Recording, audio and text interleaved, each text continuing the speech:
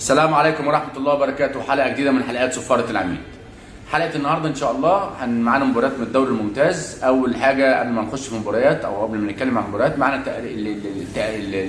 الفيديو اللي عمله مارك كلاتنبرج في تحليل أداء الحكام الأسبوع الخامس، يعني مش هنعرض حاجة بس هنتكلم كلام عام كده، وخاصة ركلة الجزاء المحتسبة للأهلي في مباراة طلائع الجيش، وهنربطها بينها وبين الهدف اللي اتلغى للداخليه في مباراه فاركو عصر اليوم. معانا برضو النهارده مباراه المحله والاهلي، ومعانا مباراه بيراميدز والمقاولين العرب، ومعانا المباراه الاخيره طلائع الجيش والزمالك. خليكم معانا ولكن بعد الفاصل.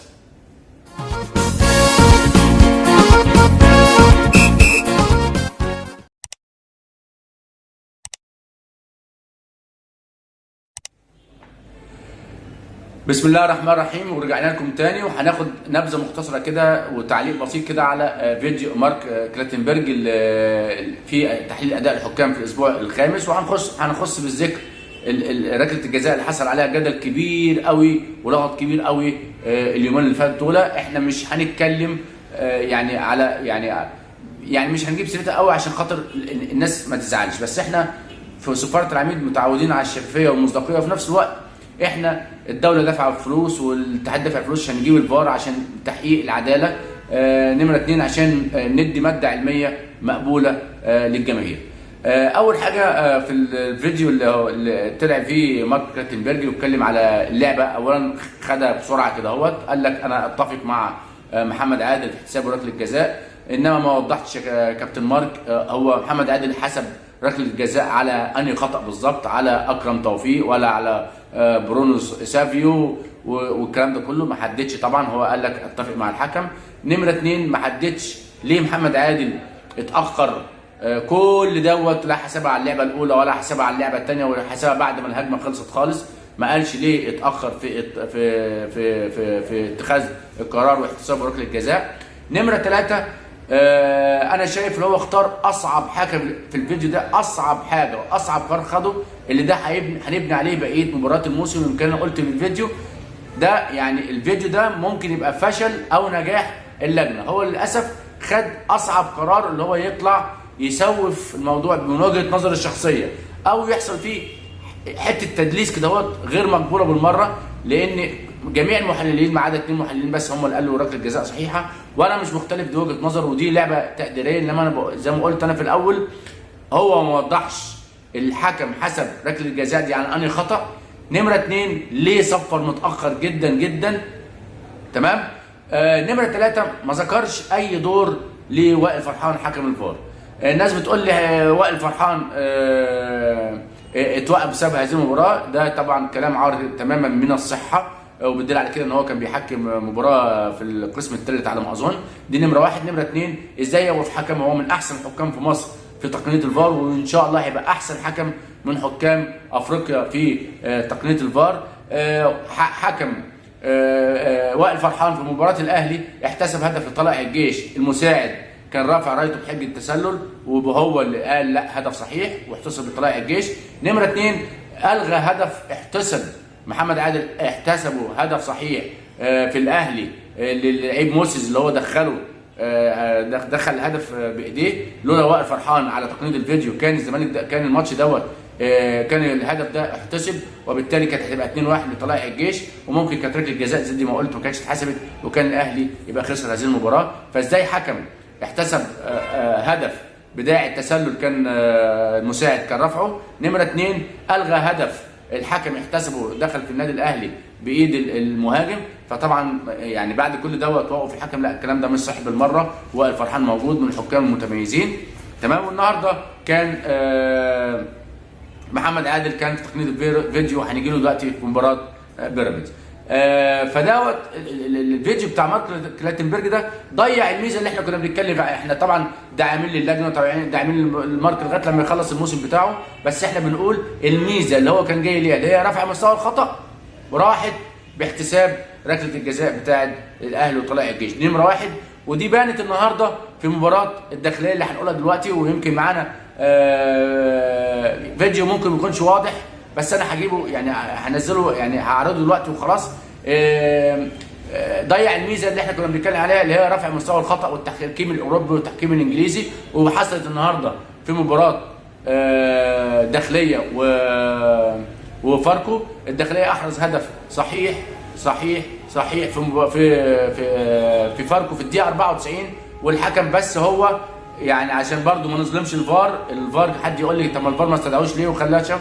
كان محمد عباس مايو حكم لقاء الداخليه وفاركو، هو صفر قبل ما احراز الهدف مباشره، يعني صفر خطا على المهاجم قبل ما الكره تسكن الشباك، وبالتالي لا دور للفار في هذه الحاله لان الكره ما دخلتش، يعني الحكم صفر قبل احراز الهدف. انما هو معانا الفيديو في ايد محطوطه انما ما فيش دفع زي فعلا ما كابتن جهاد جريشه والناس كلها قالوا كده اهوت، وانا كمان اتفق معاهم.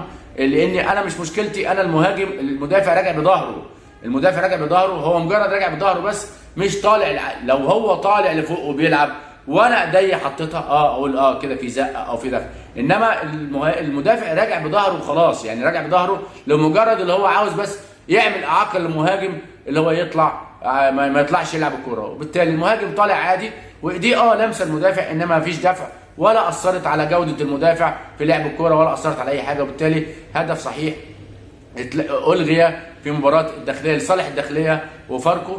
يا جماعه انا عاوز اقول حاجه ودي برضه هنيجي ليها البيراميدز والمقاولين. كولينا منبه وقايل تعليماته للفار وحكام ما تستدعيش الحكم، الفار ما يستدعيش الحكم الا اذا كانت اللعبه بالنسبه لك كريستال كلير. تاني كريستال كلير يعني واضحه وضوح الكريستاله. كولينا الحكم العالمي رئيس لجنه الحكام في الاتحاد الدولي منبه على حكم تقنيه الفيديو والحكم اللي لما يجي يتفرج او يبص على اللقطه او الشاشه لازم تكون اللقطه او الصوره او الفيديو اللي قدامه كريستال كلير يعني واضحه ووضوح الكريستاله. ده اللي احنا ما بنشوفوش في الدوري المصري خالص، واضحه وضوح الكريستاله، تمام. وده اللي هنيجي فيه في ماتش بيراميدز والمقاولين. اذا الداخليه ربطناها بينها وبين فيديو بتاع مارك كلاتنبرج اللي هو كنا بنقول رفع مستوى الخطا، طبعا باحتساب ركله الجزاء اللي احنا مش مقتنعين بيها، وشاهد شاهدا من اهلها اللي هي يعني عاوز اقول ان في ناس يعني مش هقول جوه اللجنه مش مقتنعين باحتساب ركله الجزاء، ومش مقتنعين ان مارك يطلع يقول ان هو ركله جزاء صحيحه، وبالتالي حصلت برضو بتدل على كده ان الميزه بتاعت مارك كلاتنبرج اللي هي رفع مستوى الخطا قلت مع تأييده لاحتساب القرار. وده اللي حصل برضو في مباراه الداخليه من احتساب هدف صحيح للداخليه في الدقيقه 94، وكده الداخليه اللي يعتبر الغاء الهدف ده اثر في نتيجه المباراه، وكانت الداخليه كان هيبقى بالنسبه لها اول مباراه فوز ليها. هنيجي بعد كده لمباراه المحله والاهلي اللي ادارها محمد الحنفي حكم ساحه، سامي هلهل المساعد الدولي رقم 1، احمد رشدي المساعد الثاني، هشام الفلال الحكم الرابع، وعلى تقنيه الفيديو محمود بسيوني وخالد حسين على فار. محمد الحنفي من الحكام المتميزين، تحكيم اوروبي من قبل ما يجي مارك كلاتنبرج، ادى مباراه بكفاءه عاليه، ولكن في شويه حاجات يعني ممكن تعدي على اي حكم، يعني برضو ما احنا الاخطاء هتبقى موجوده انما غير متعمده. يعني انا وجهه نظري ان كان لابد من انذار عبده يحيى في الدقيقه 38 لدخوله بتهور على ياسر ابراهيم، يعني عبده يحيى كان يستحق انذار لدخوله بتهور على ياسر ابراهيم في الدقيقه 38 من الشوط الاول. الحاجه الثانيه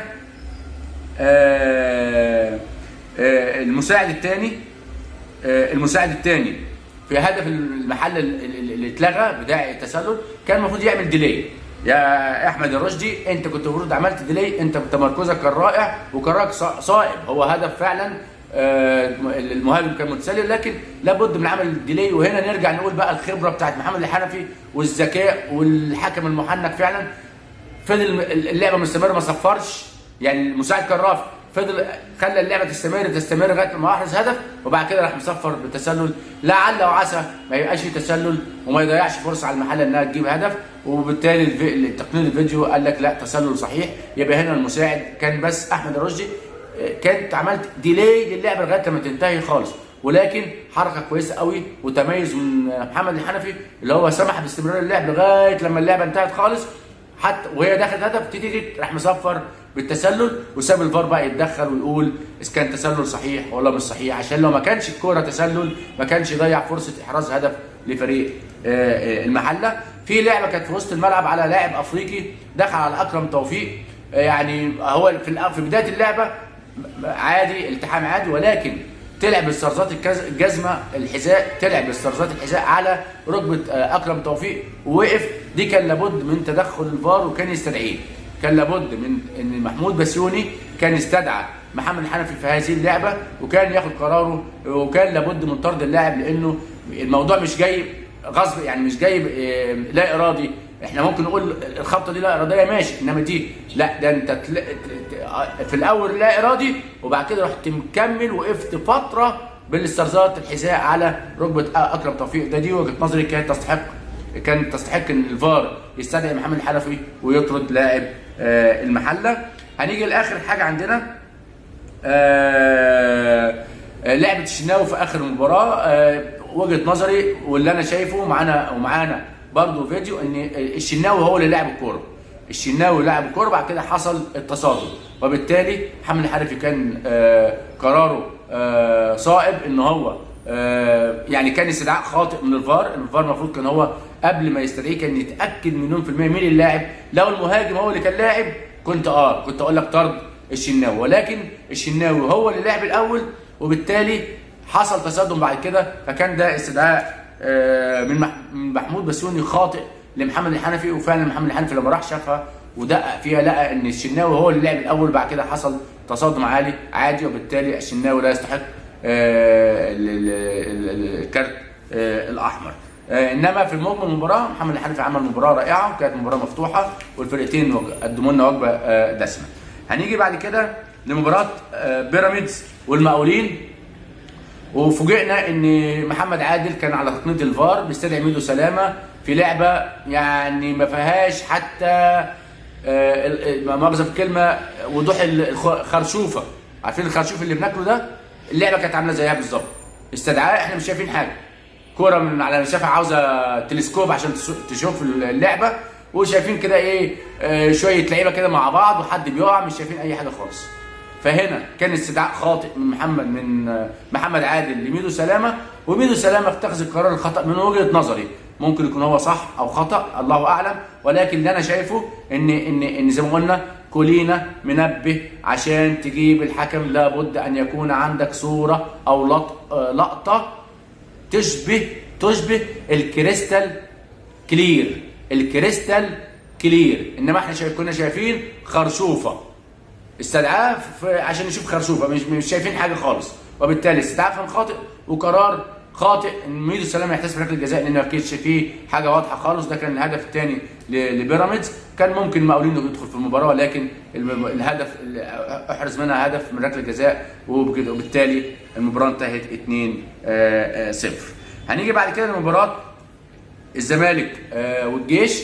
انا عاوز اقول المباراه كانت صعبه جدا بلغه الكوره، كده مباراه رخمه على الحكم، لان طبعا فرقتين كبار بيلعبوا على المساحات الضيقه، طلائع الجيش والزمالك، فكانت الالتحامات كتيره قوي، وكانت يعني كانت في قوه بين الفرقتين في الالتحامات، فكانت مباراه صعبه ادارها بكفاءه بصراحه احمد الغندور.